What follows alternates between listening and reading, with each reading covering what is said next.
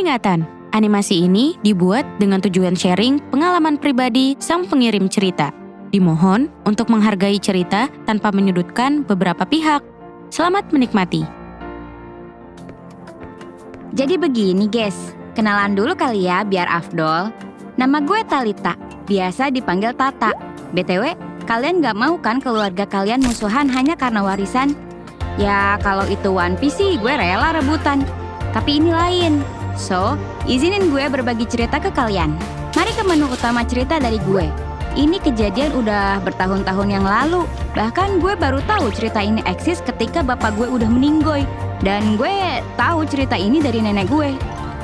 Yap, bapak gue meninggoy ngedului nenek gue. Tapi bukan itu intinya. FYI, nenek gue adalah anak pertama dari 2 bersaudara. Keluarganya keluarga terpandang sejak zaman Belanda dulu. Keluarganya adalah orang asli Lembang. Dan bapaknya nenek gue, which is buyut gue, adalah bapak lurah di sana. Yang zaman dulu tuh lurah udah sekelas orang mantep lah di zaman itu. Ya tajir, tanahnya banyak dan punya banyak usaha. Kebunnya luas men. Dan kalau lu ke area Cibogo Lembang, ada lahan hijau luas. Nah itu dulunya punya almarhum buyut gue, bapaknya nenek gue. Dan bagusnya adalah buyut gue cuma punya 2 anak. Nenek gue dan adiknya yang sama-sama perempuan. Nenek gue orangnya rajin, pekerja keras dan pintar. Padahal dulu nggak ada les atau bimbingan online kayak zaman now. Sedangkan adiknya nenek gue, sebut saja tante, orangnya agak pemalas, ngeyel dan kerjaannya pacaran mulu. Pinter sih, tapi ya gitu deh. Sementara tantenya ini dimanja gitu sama orang tuanya. Mungkin karena bungsu kali ya, jadi agak beda gitu sifatnya. Ya gue tahu nggak semua bungsu kayak gitu. Jadi please jangan hujat gue. Ini kan gue ceritain apa yang ada di keluarga gue. Jangan marah ya sobat bungsu. Meski begitu nenek gue nggak iri dan tetap sayang sama adiknya. Gue nggak tahu sih, kalau gue sih udah ceramah no jutsu ada macam gitu. Nenek gue orangnya terlalu baik dan gak enakan sih. Resiko jadi orang yang gak enakan tuh guys. Back to the story. Akhirnya dengan segala daya dan upaya, nenek gue akhirnya bisa dapat kerjaan bagus di Bandung dan membangun keluarga di sana bersama dengan kakek gue yang udah nungguin dia sejak dia sekolah. Cie, nungguin cie. Sedikit side story, orang zaman dulu cerita cintanya gemes-gemes dah. Kakek gue rela nungguin 10 tahun lebih demi bisa nikahin nenek gue. Dan dulu tuh orang kalau pacaran bukan keluar berdua kayak sekarang. Dulu tuh kakek gue ngobrol-ngobrol sama buyut gue. Lah, nenek gue nya mah malah sembunyi di dapur sama emaknya karena malu. Katanya ada si Akang. Jadi intinya kakek gue ngambil hati buyut gue dulu. Baru kalau dapat restu, dia deketin nenek gue. Kayaknya di zaman segitu dulu belum ada tuh cegil-cegil nggak jelas kayak sekarang.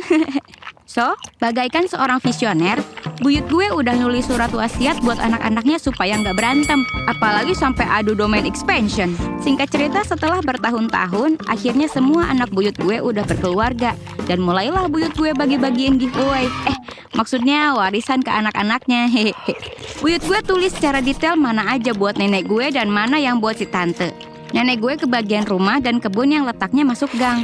Sementara si tante dapat rumah yang letaknya ada di pinggir jalan. Kalau dihitung lagi sebenarnya luas tanahnya sama kok dua-duanya. Cuman yang punya nenek gue rumahnya kecil aja. Depannya kebun bunga. Sementara punya si tante tanahnya udah dibangun rumah gede dan disisain di belakang buat kolam ikan gitu. Bahkan saking visionernya, tanah kuburannya pun udah buyut gue siapin. Sampai katanya gue sendiri juga udah punya lahan sendiri kalau meninggal nanti. Bener-bener mikirin dari hidup sampai mati deh buyut gue. Goks kata gue teh. Setelah kedua buyut gue meninggal, akhirnya warisan dibagikan. Dan si tante menempati rumah yang di pinggir jalan tersebut. While nenek gue karena udah punya rumah sendiri di Bandung, jadi rumah yang di dalam gang itu dibiarin kosong sementara. Cuma nenek gue nyewa orang buat rawat rumah itu. Karena kalau lebaran, keluarga nenek gue ke Lembang buat nyekar sama kumpul keluarga di rumah itu. Intinya rumah dalam gang itu kayak villa pribadi buat keluarga nenek gue lah. Sekalian kan lumayan bisa silaturahmi juga sama keluarga tante. Awalnya gue pikir selama ini kalau lebaran terus silaturahmi ke rumah tante, hubungan mereka adem ayem aja. Ternyata enggak gengs. Suatu hari nenek gue butuh duit buat beli tanah di tempat yang beliau suka. Intinya udah cocok banget lah nenek gue sama tempat ini dan pengen beli sebelum diserobot orang. Nah, pergilah beliau diantar bapak sama om gue balik ke Lembang buat minta tolong si tante jualin rumah dalam gang itu. Ngobrol-ngobrol-ngobrol, akhirnya si tante dan suaminya menyanggupi untuk jualin rumah tersebut. Sebenarnya mereka ngomong pakai bahasa Sunda, tapi gue terjemahin aja biar kalian semua pada paham.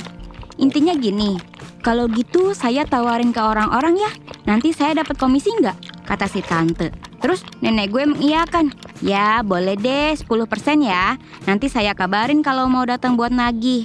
Akhirnya deal tuh. Selang beberapa lama, akhirnya ada yang tertarik dengan rumah itu dan si tante nawarin harga yang sebelumnya udah didealkan oleh tante dan nenek gue. Sampai suatu ketika, nenek gue sama si tante ada cekcok. Uang yang diterima nenek gue kurang dari deal yang mereka sepakati. Si tante bilang, "Loh, kan saya ngambil komisi 10% dari harga yang teteh tawarin. Dan sisanya 15 lagi mau dibayarin bulan depan," kata si tante. Nenek gue karena udah kepalang kesal akhirnya bilang, "Ya udah deh, sisanya buatmu aja." Lalu nenek gue pulang bareng bapak gue yang nganterin beliau waktu itu. Nah, pas di jalan, nenek gue mikir-mikir lagi tentang uangnya. Rumah yang dijual itu nenek gue tawarin 500 juta. Karena si tante ngambil 10%-nya, berarti si tante nawarin ke orang yang beli seharga 550 juta supaya nenek gue tetap dapat 500 jutanya. Nah, tapi nenek gue baru dapat 485 juta. Dikiranya nenek gue, 15 yang dibilang si tante itu 15.000. Makanya nenek gue main kasih-kasih aja. Balik lagi dong nenek gue ke rumah si tante sambil minta maaf. Nenek bilang gini, "Punten dek, kayaknya teteh salah deh.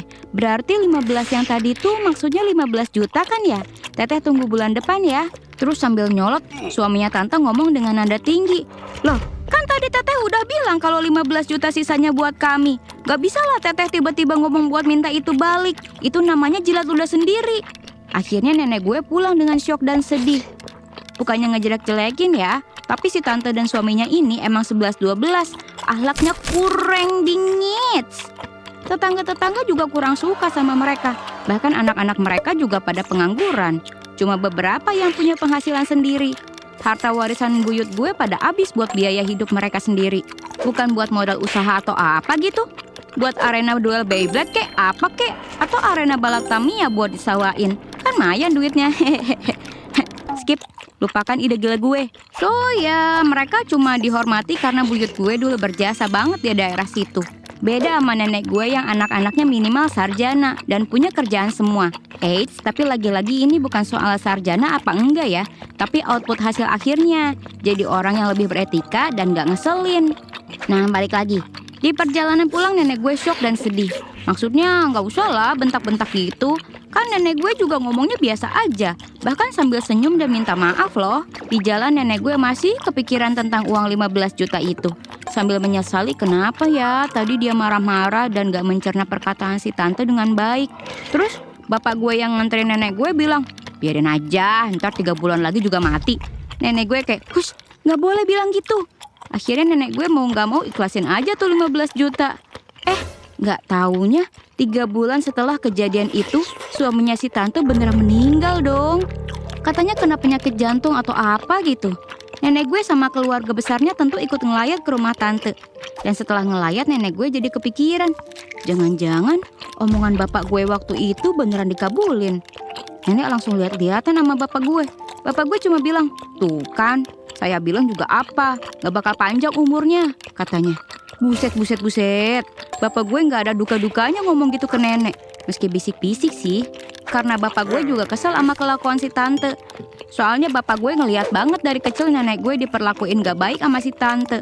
Mungkin karena si tante iri nenek punya segalanya, sedangkan dia enggak. Padahal kan nenek bisa sukses kayak sekarang juga karena dulunya usaha keras. The real cewek mandiri, kerja keras, bukan cegil-cegil gak jelas kayak zaman sekarang yang... sudahlah. Bahkan nenek gue sampai makan nasi sama garam doang demi hemat. Itu bapak gue juga ngerasain tuh. Mana anaknya ada 6 orang pula. Kerjaan kakek nenek gue dulu cuma guru. Dan gajinya ya gitu deh. Sekarang nenek gue lagi panen manisnya aja. Tapi si tante mikirnya nenek gue instan kali ya punya ini itu. Setelah meninggalnya suami tante, hubungan nenek dan si tante jadi makin renggang. Dan nenek jadi jarang juga ke Lembang. Karena ya keluarganya udah di Bandung semua. Paling setahun bisa dihitung jari lah berapa kali ke Lembang buat nyekar. Gue diceritain ini ketika bapak gue udah meninggal juga karena stroke bertahun-tahun. Dan gue shock juga dengar cerita ini.